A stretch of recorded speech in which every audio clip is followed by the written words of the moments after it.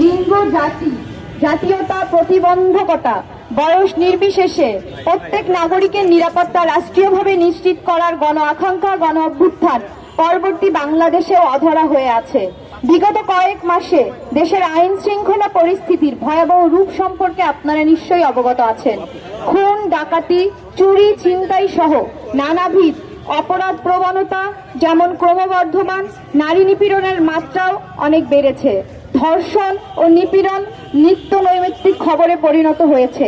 আপনারা লোমহর্ষকভাবে ধর্ষণের শিকার ছোট আসিয়ার কথা জানেন। ধর্ষণ ও শারীরিক নিপীড়নের পাশাপাশি পথে ঘাটে, সাইবার স্পেসে শারীরিক মানসিক হেনস্থা, ক্যাটকলিং, ইভটিজিং এর মতো ঘটনা দেশ জুড়ে নারীদের জন্য এক অসহনীয় ও অনিরাপদ পরিবেশ সৃষ্টি করেছে। অন্তর্বর্তীকালীন সরকারের স্বরাষ্ট্র উপদেষ্টা জাহাঙ্গীর আলম দায়িত্ব নেওয়ার পর থেকে এখন অবধি জনগণের নিরাপত্তা দিতে সম্পূর্ণরূপে ব্যর্থ হয়েছেন।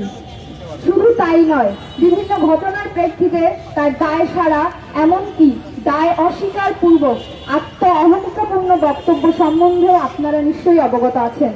পরিস্থিতি যখন উদ্বেগজনক হয়ে উঠেছিল, সেই সময় 24 ফেব্রুয়ারি 2025 জননিরাপত্তা দানে ব্যর্থ স্বরাষ্ট্র উপদেষ্টার পদত্যাগ সহ ধর্ষণ ও নিপীড়ন বিরোধী 9 দফা দাবিতে স্বরাষ্ট্র মন্ত্রণালয় অভিমুখে পদযাত্রার মাধ্যমে আমরা এই আন্দোলনের সূচনা করি। সেই কর্মসূচিতে আন্দোলনকারীরা পুলিশি বাধার সম্মুখীন হন।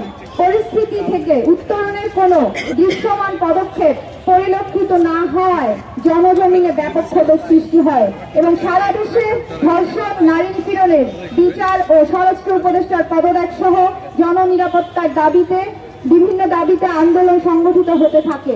আইন শৃঙ্খলা পরিস্থিতিতে স্বাভাবিকীকরণে স্বরাষ্ট্র উপদেষ্টার ব্যর্থতা, ধর্ষক, নিপীড়ক সহ অপরাধীরা আশকারা পেয়ে ভয়হীনভাবে অপরাধের রাজত্ব কায়েম করছে। ধর্ষণ ও নারী নিপীড়নের বিরুদ্ধে একাধিক গণ আন্দোলন সংঘটিত হওয়ার পরেও আজ বাংলাদেশে আজও এই সংকট বৃহৎ পরিসরে বিদ্যমান। বর্তমানে দেশের আইনি ও বিচারিক কাঠামো ধর্ষণ ও নিপীড়নের হাত থেকে নাগরিকদের নিরাপত্তা দিতে ব্যর্থ।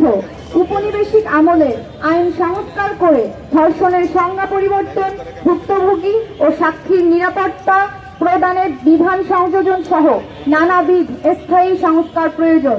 শিক্ষা প্রতিষ্ঠান সহ কর্মস্থলে আজও নিপীড়ন বিরোধী সেল আজও অকার্যকর। তাই এই সংকট থেকে উত্তরণের জন্য প্রয়োজন স্থায়ী আইনি ও কাঠামোগত সংস্কার, বিচারহীনতার সংস্কৃতি দূরীকরণ ও সামাজিক রাজনৈতিক পরিসরে সাম্যের ধারণার সুস্পষ্ট বাস্তবায়ন। কাঙ্ক্ষিত স্থায়ী সংস্কার ও ধর্ষণ নিপীড়নের সংস্কৃতি থেকে জনগণের মুক্তির লক্ষ্যে ধর্ষণ ও নিপীড়নের বিরুদ্ধে বাংলাদেশ 9 দফা দাবি উত্থাপন করেছে। এই 9 দফা দাবিতে নানাবিধ সংস্কারের ক্ষেত্রে আমরা অংশীজনদের অংশগ্রহণকে গুরুত্বের সাথে বিবেচনা করছি। আমরা প্রত্যাশা করি শত শত মানুষের শহীদী আত্মদানের উপর দাঁড়িয়ে থাকা অন্তর্বর্তীকালীন সরকার আমাদের উত্থাপিত 9 দফা দাবির পর্যালোচনা সাপেক্ষে সংশ্লিষ্ট সকল অংশীজনকে সাথে নিয়ে বাংলাদেশের নাগরিকদের নিরাপত্তা বিধানে সুস্পষ্ট কার্যকরী পদক্ষেপ গ্রহণ করবে। বর্তমান স্বরাষ্ট্র উপদেষ্টা দায়িত্বে দ্রুততম সময়ে আইন শৃঙ্খলা পরিস্থিতি উন্নয়ন সম্ভব নয়। ফলত নাগরিক নিরাপত্তা নিশ্চিতের পূর্ব শর্ত হিসেবে আমরা স্বরাষ্ট্র উপদেষ্টা জাহাঙ্গীর আলমের অপসারণ সাপেক্ষে দ্রুত স্থায়ী সংস্কারের পথে সরকারকে হাঁটতে দেখব বলে বিশ্বাস রাখতে চাই। অন্যান্য জনগণের মুক্তি